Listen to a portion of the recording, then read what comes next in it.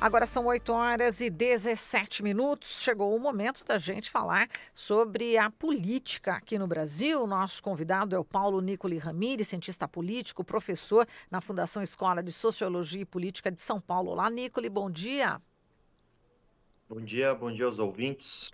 Bom, Nicole, eu vou colocar você também nessa questão, né, de Paraisópolis, só para a gente começar. Geralmente a gente fala, enfim, né, do nacional, da política nacional, de partidos políticos. Agora, realmente, o governo Dória sai bastante enfraquecido em relação a essa ação da PM em Paraisópolis, Paraisópolis, deixando 9 mortos e alguns feridos. Como é que você viu essa ação do ponto de vista aí político, hein, Nicole?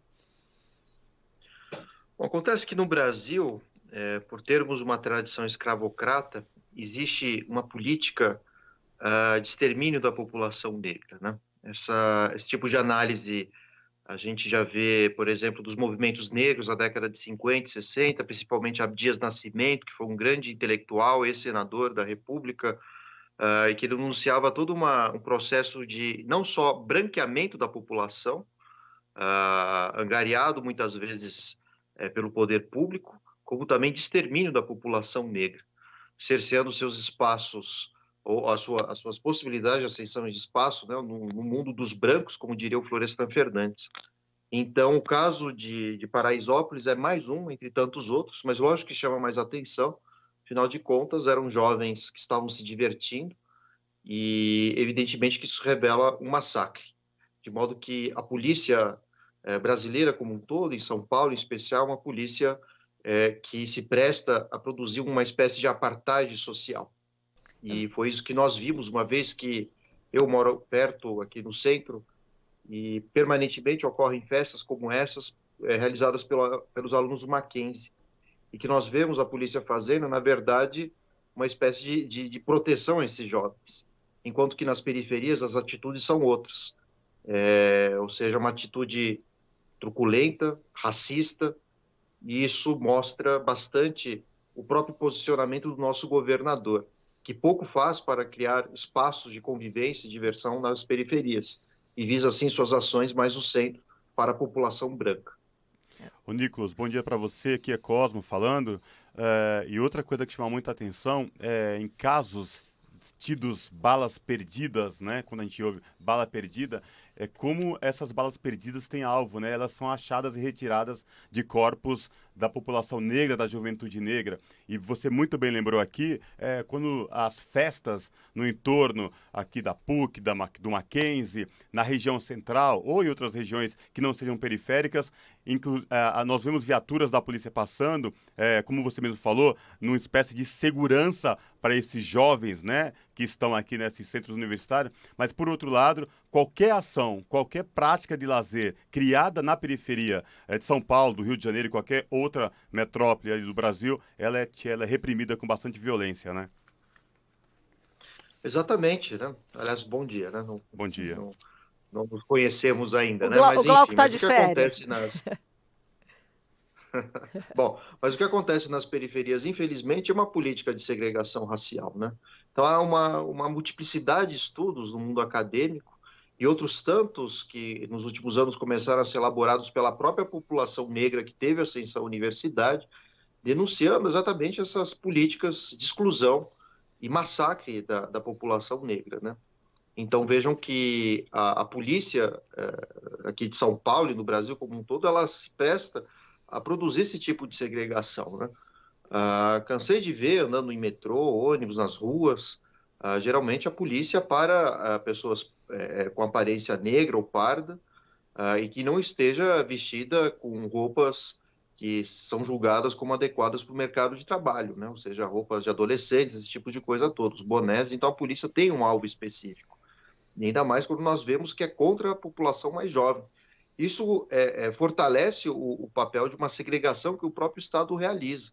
E é bom que se diga isso, né? Porque isso ainda, por incrível que pareça, é uma herança da nossa escravidão, mostrando que o Brasil é sim um país racista, não existe como diria o Gilberto Freire, né? Uma democracia social, racial, baseada nas múltiplas cores que nós temos aqui no Brasil. O fato de um indivíduo ser negro, pardo, morar na periferia, já é o suficiente para que a polícia o considere um suspeito. Exato. Agora, Nicola, em relação ao baile funk, né? É preciso não ter discriminação. A gente está no dia do samba, né? Enfim, é mais um gênero aí da música. E como o Cosmo já abordou e você também, existe a discriminação porque é na periferia. Agora, como resolver esse problema, né? Do baile funk, do batidão, que, enfim, acaba também por gerar, né, problemas ali na própria comunidade em relação à questão do ruído, do barulho.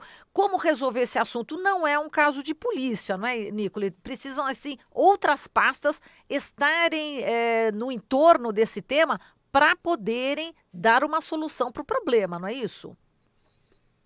Exatamente. Quando a gente começa a pensar que há tantos jovens concentrados no mesmo lugar e nas ruas, isso mostra que não há espaços e não há políticas públicas para favorecer espaços de convivência, de interação social, festas. E óbvio que a gente não pode tomar toda a sociedade como fechada, né? Enfim, faz parte da sociabilidade humana a festividade.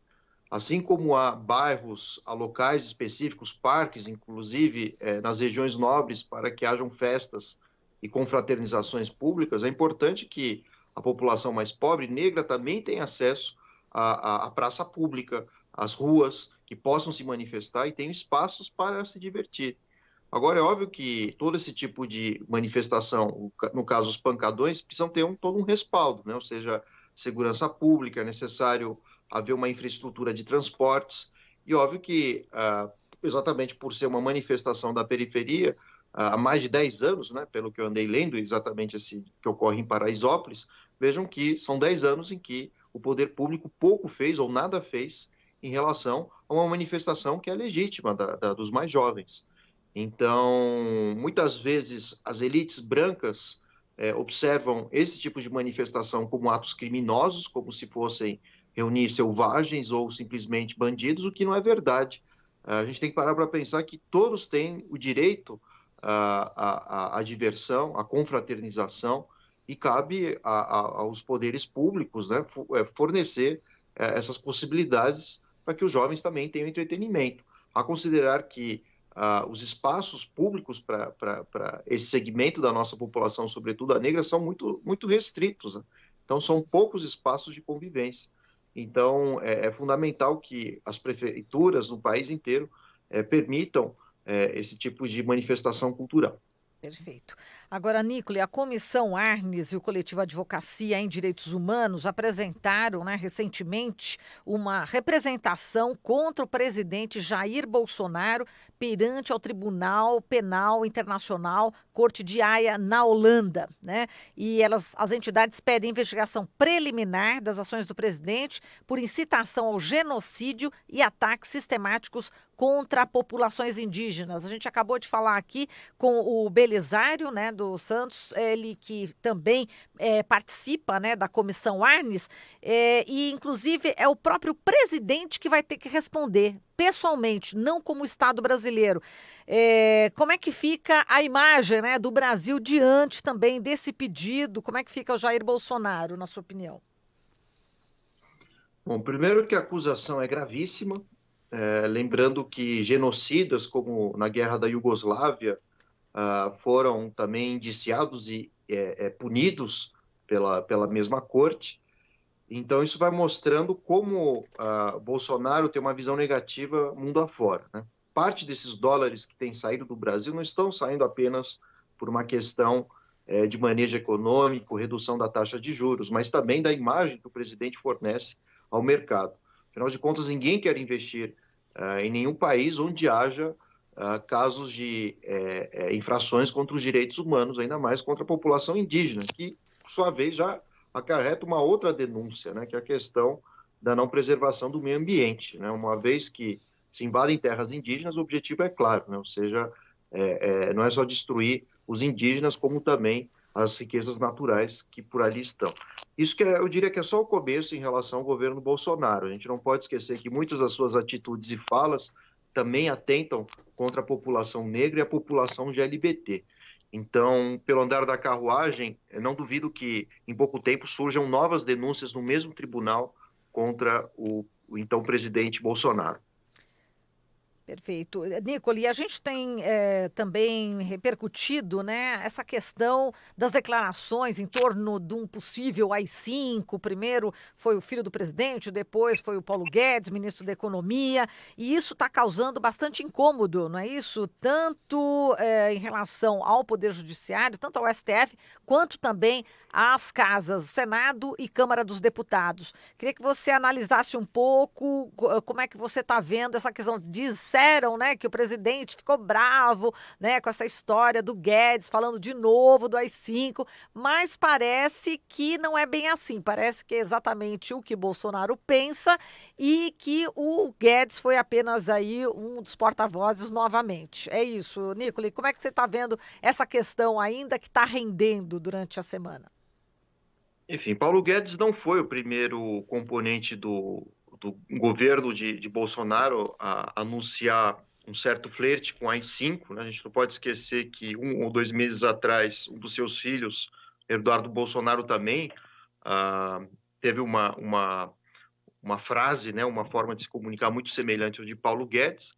Mas em relação ao Paulo Guedes, a gente não pode esquecer que ele é formado na escola de Chicago, onde formaram-se também boa parte dos economistas que vieram apoiar o Augusto Pinochet no Chile, sendo que o próprio Paulo Guedes chegou a fazer alguns trabalhos no Chile de Pinochet, de modo que isso revela já uma espécie de identificação das políticas econômicas com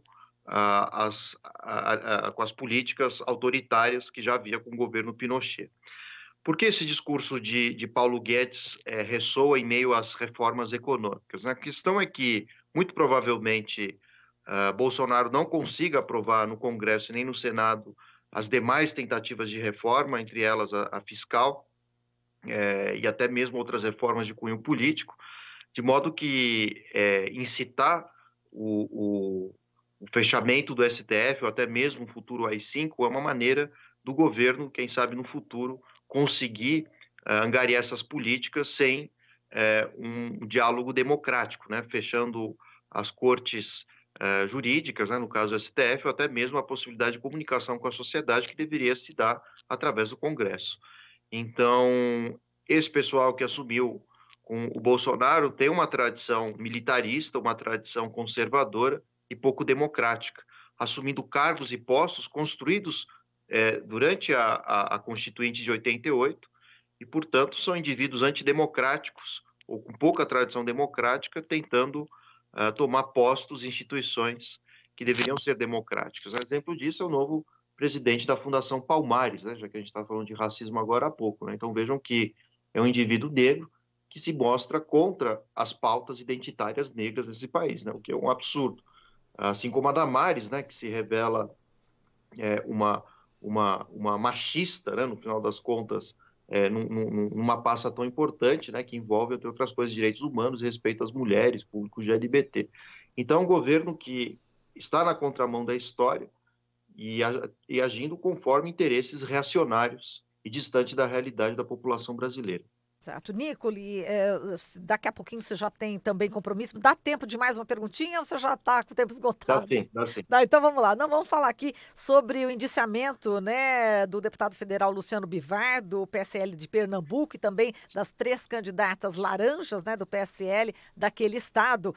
Como é que você está vendo essa atuação, né, da Polícia Federal em cima do PSL e também em relação ao PSB, né, que está aí criticando o discurso de Lula, dizendo que, enfim, falando da questão da autocrítica do PT e também que o Lula disse que a sigla não nasceu para ser uma sigla de apoio, né? Esse problema, né, que está tendo o PSB com o PT neste momento. Bom, começando pelo PSL e o Bivar, isso é nitidamente um movimento da Polícia Federal atrelada ao Ministério da Justiça, que pertence hoje ao ministro Sérgio Moro, e o que a gente viu no último mês era uma disputa interna dentro do PSL entre Bivar e Bolsonaro, em função das verbas eleitorais para o próximo ano.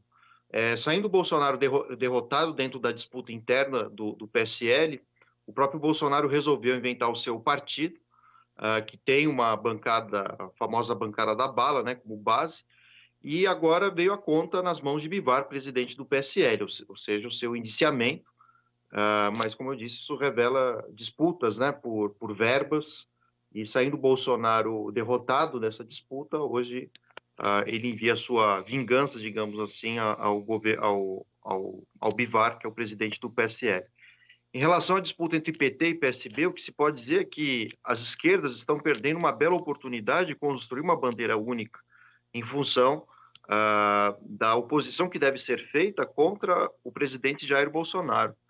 Então, PSB e PT, assim como o PDT, hoje disputam a hegemonia entre as esquerdas, né? Ou seja, qual partido teria maior relevância para representar uma bandeira mais progressista e social-democrata. Mas, como eu disse, me parece ser um erro estratégico nesse instante que os partidos comecem a se opor entre si, os de esquerda, porque isso pode fortalecer a própria imagem de Jair Bolsonaro e nas eleições municipais do ano que vem nós podemos ter uma nova ascensão de figuras mais conservadoras e reacionárias, reduzindo então enfim, as políticas sociais e a proteção à sociedade e até mesmo investimentos que podem produzir mais empregos seguros, lógico, com carteira de trabalho, e não subempregos como são os empregos que estão sendo criados por esse atual governo. Exato. E, Nicola, em relação à autocrítica, né? Por que só se fala, né, em relação à autocrítica do PT e não se fala de autocrítica de outros partidos também? Também causa estranheza? Antes de o PT fazer autocrítica, a gente precisa pensar numa autocrítica do nosso sistema democrático, né? Que permite alianças espúrias entre os partidos e uma maior predominância de candidatos que têm uma origem econômica abastada e que não são verdadeiramente representantes do povo.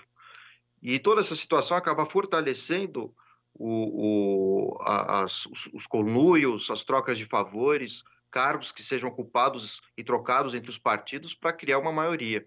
Me parece que essa quantidade de partidos que nós temos no Brasil e a qualidade dos nossos políticos não favorecem a própria democracia, conduzindo a esses ataques que nós vemos mútuos entre os próprios partidos de esquerda e até mesmo uma incapacidade de produzir governabilidade, uma vez que ela só se torna possível mediante acordos e vantagens econômicas a partidos, muitas vezes, que não são do eixo da esquerda, conservadores, como o MDB hoje, o Democratas, entre outros partidos. Perfeito, Nicola. A gente agradece aqui a sua participação. Grande abraço para você. Boa semana. Igualmente, boa semana a todos. Obrigada. Falamos aqui com o Paulo Nicola Ramírez, ele que é cientista político, professor na Fundação Escola de Sociologia e Política de São Paulo.